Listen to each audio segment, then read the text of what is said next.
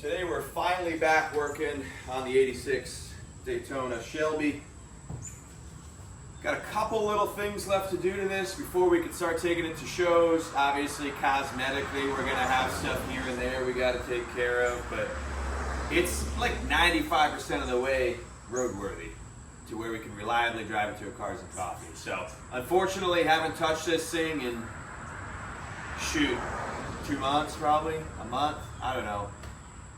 Been too busy working a job that I hate so that I can afford this and that and that and that. So, let's dig into this thing.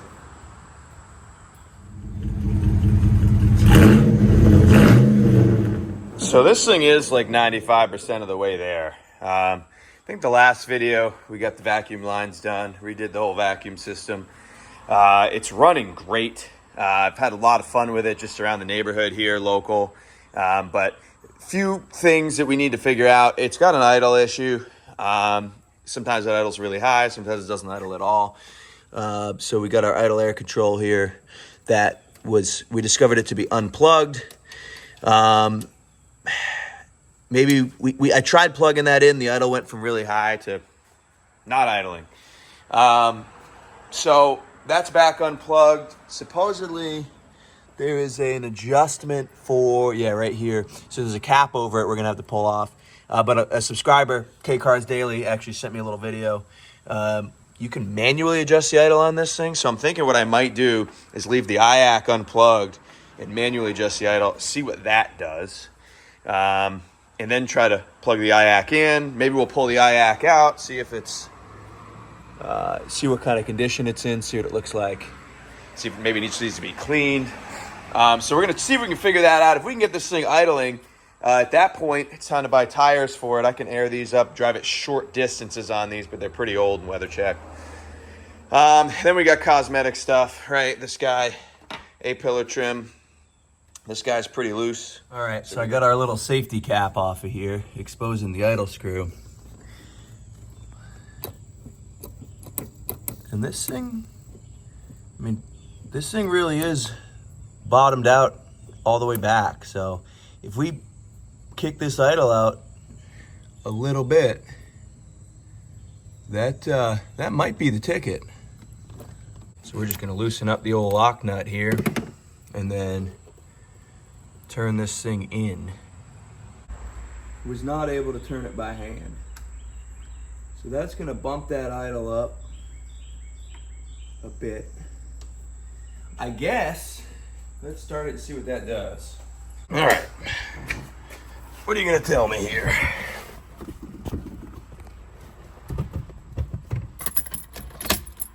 Hits. It's a little better. Before it wouldn't idle a bit.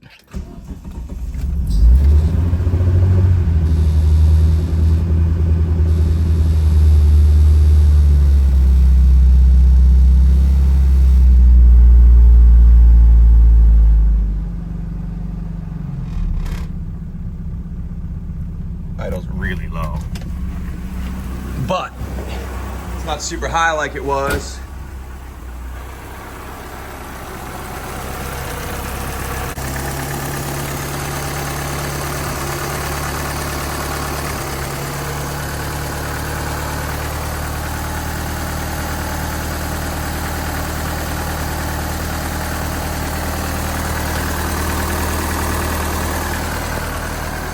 Well, that's pretty darn smooth right there.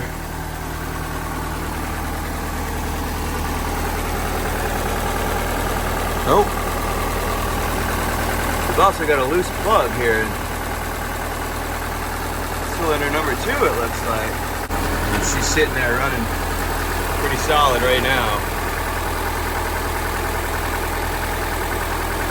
Real smooth.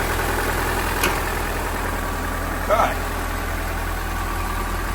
So a little disconcerting. It's smoking like it was when I first started it after the engine build was done.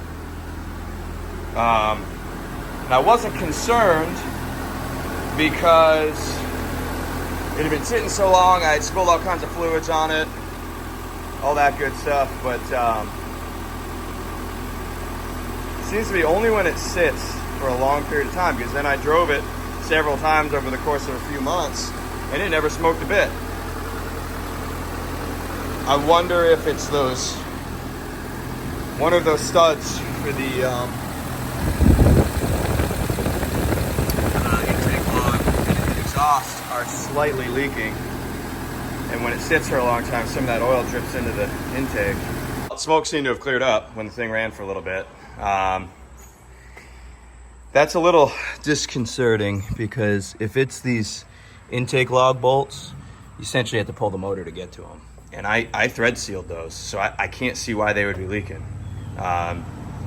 We're just gonna pretend we didn't see it for now, because like I said, the last couple months I've been cruising this thing around the neighborhood and it hasn't smoked a lick. But then it did sit now for a couple months because I get so busy at work. Whatever. We're just gonna pretend we didn't see that. Oh, it's starting to surge and run rough. Yeah. Let's unplug that IAC. We're just gonna leave it with a raw idle. Anyway, the reason I was standing back here is to point out no smoke at all. Odd. Okay. Anyway, we're gonna pretend we didn't see it. Let's unplug that IAC again and then see if we can drive it that way. Confirmed, it runs significantly smoother with this thing unplugged, so we're just gonna leave it that way and adjust the idle manually when temperature and conditions change. And I'm just gonna call that good. I did look at getting a new IAC, but they're all 4 wires. This one's 2, so all the ones that I found aftermarket on Rock Auto don't fit. So if it runs this good without it plugged in, then hey, we're just gonna leave it unplugged. Unless one of you guys has some extreme Chrysler knowledge, you can comment down below. It seems to run a lot better without it.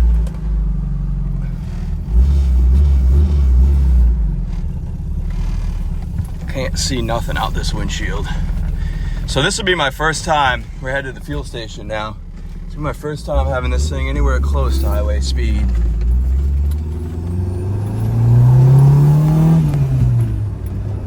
Major torque steer.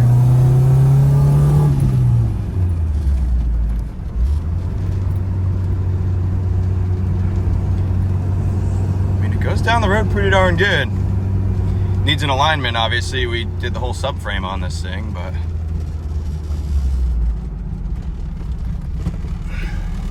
second, let's see how it does.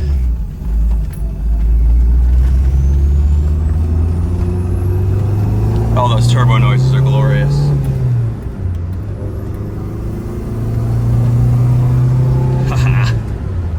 This is by far the fastest we've ever had this thing. 45, 50. It drives down the road phenomenal, actually. Temperature's looking good, oil pressure's looking good. Oh, that turbo noise. Hope you guys can hear that as well as I can. I'm sweating my butt off, though, I can tell you that much. Let's give her 5th gear. First time ever in 5th gear, just cruising. All kinds of wind noise from the T-tops, as you'd expect, but man, this thing runs pretty darn good. That smoke is certainly concerning, right? But if it's just a tiny leak from those studs and it only happens when it sits 2 or more months, I'm not overly, oh God, this thing's a rattle trap. I'm not overly concerned about that. Oh, turbo noises. Let's see if we can get in here, put some ethanol-free fuel in it.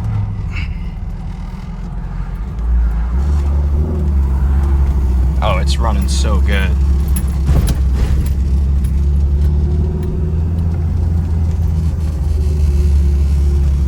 I don't know which side the fuel door is, I can't remember. Right, I think it's on the right side, which is the wrong side.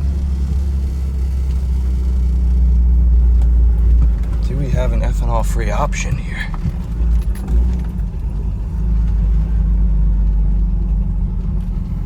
that we do. We might have to go to that other gas station. Stand by. Shelby's running great. We just put $30 of fuel in it. It's running fantastic. Not overheating, which is my primary concern with this car. I'm kind of known for that. And put $30 of fuel in it. Fuel gauge works. It's coming up to 3/4. That's awesome. This thing's a lot of fun down the road. This is awesome. Really rewarding after a 2-year build. It was awesome. That was my first trip outside of my 25-mile-an-hour neighborhood. I don't think I filmed it, but I had it up to 60. Sounds great, running fantastic, idling pretty well. I mean, it varies a little bit because the IAC is not hooked up, but certainly within tolerance. We can work with that. That is awesome. The smoke obviously totally cleared up. That's the only thing I can think is that it's those intake studs, but if that's all it's going to do, if it's not going to do anything until it sits for 3 months and then it's going to smoke a little bit and then it's going to run fine every time you drive it, I'm just going to pretend I didn't see it. I think we're good. All right, so a couple things to work on now. I've obviously got these rubber pieces that I had talked about. So I got pedals. I got bushings for the alternator, which we're going to wait on because we got it shimmed and the belt's lined up, so I think that's okay for now. And I thought I had somewhere around here one for the clutch fork, a bushing. Oh yeah, right there.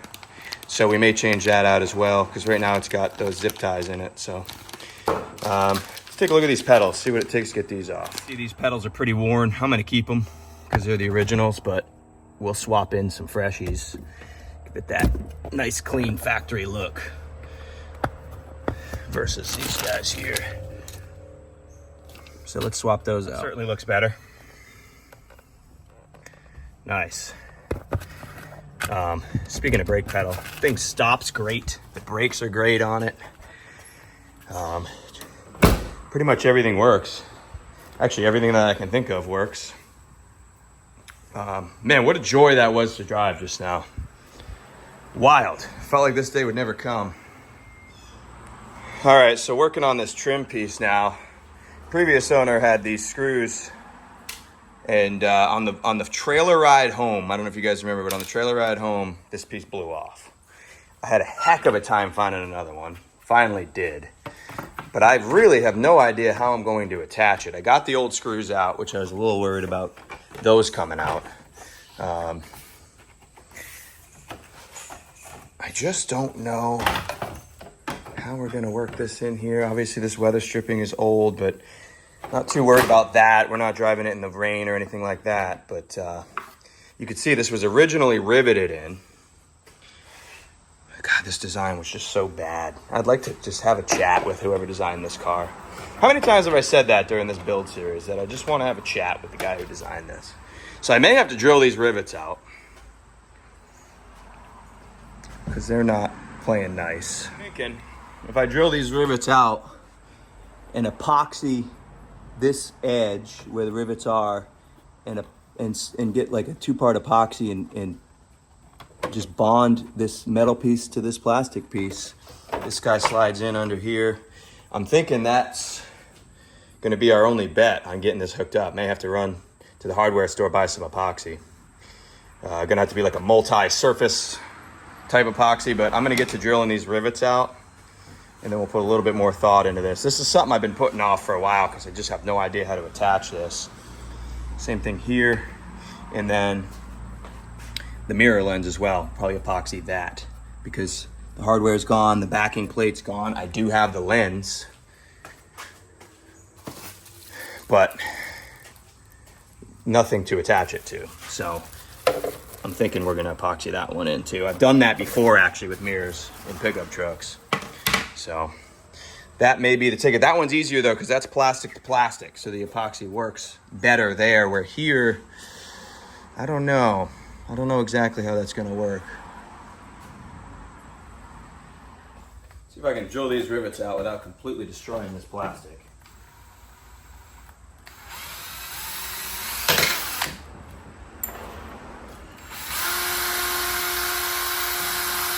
can't put a lot of pressure on it, you know?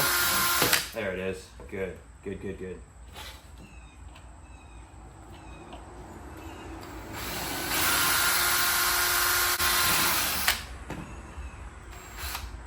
Okay, there's two.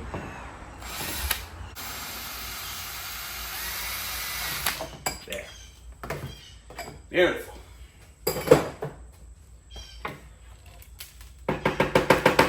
Our rivets are out, so we should have a nice seal here, or a nice surface to lay on. I don't care what anybody says, Ryobi power tools are difficult to beat for the price. I don't care what you say. I'm not a professional, but they work pretty good for me. We're gonna try to get this thing to line up a little better. Make some bends in it. The coolest thing just happened. I realized I needed to get the T-top off to get the rest of this old piece out so that I could put the new one in. And guess what? I didn't have the T-top key for this thing. I don't know if you guys remember, could not find it. Under one of the seats, I found this key. T-top key. Heck yeah. T-tops can come out this thing for the first time ever. This is awesome. Yes, let's go. The Tyrannosaurus tops are off for the first time ever. So 80s, so good. Heck yeah. That is awesome. Well, that was built out of necessity. I needed to get this piece off of that side to get my new piece to set in there. And I just started crawling around looking for a T-top key, thinking I'll never find it because I've looked for this before, and there it is. The hardware store, the local hardware store was out of plastic epoxy, so I ordered some on Amazon, so probably won't see that attached on camera, but I'll do it when it comes in tomorrow. For this guy, I'm gonna try to use Lexel. This is an extremely strong silicone bond agent that we use at work to seal up some components on the ice machines. So I think if we clean the surfaces involved and we hit them some with Lexel, run a bead here and here. This stuff, it takes like a week to cure, literally. But once it cures, I've had situations where I desperately needed to get things apart that were cured by this, and I was not able to. So figuring since there's such different surfaces, can't really use a plastic epoxy, let's try this stuff. See if that'll work for me. Lexel, you don't have to put on the red lights. Lexel. All right, Lexel. So this all appears to line up pretty good. I'm just gonna run a small bead.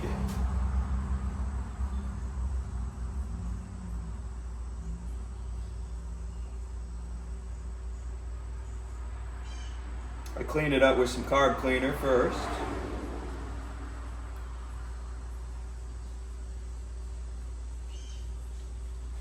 And in my experience, this stuff is gnarly.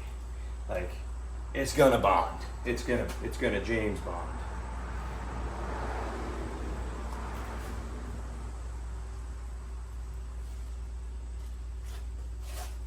Lexel.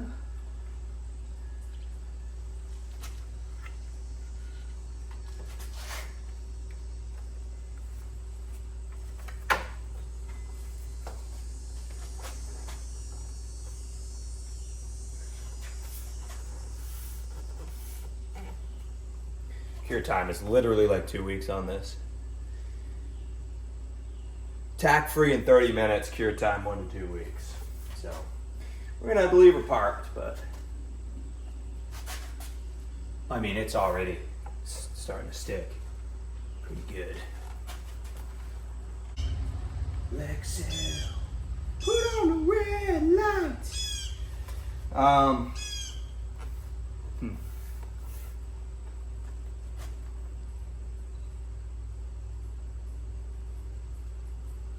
That's the concern, is the bottom of this. The top is going to be solid as a rock once this stuff cures. Because there's the post that I Lexel goes down to about here. But then it's pretty loose at the bottom. Put on the red light.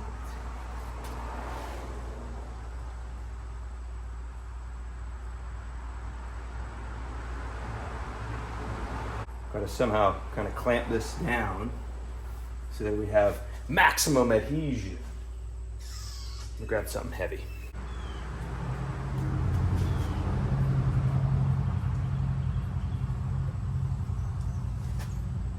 That should give us maximum adhesion there.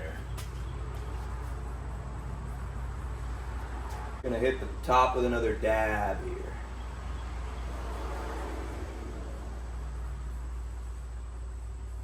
We're gonna let this thing cure with the Tyrannosaurus Rex tops off because I don't want them to Lexell themselves to the car. So we're gonna let that all cure. These gaskets actually don't look awful. I bet you it only leaks about a gallon if you put water on it. Speaking of, gotta wash this thing, shine juice it. I'm gonna try the Vice Grip Garage shine juice because the paint is pretty dull up here, but it looks pretty darn good in spots. So let's see what we come up with. We'll shine juice the plastic and everything. See if we can get a finish back in that. I got epoxy coming for the mirror. Need to do tires and an alignment.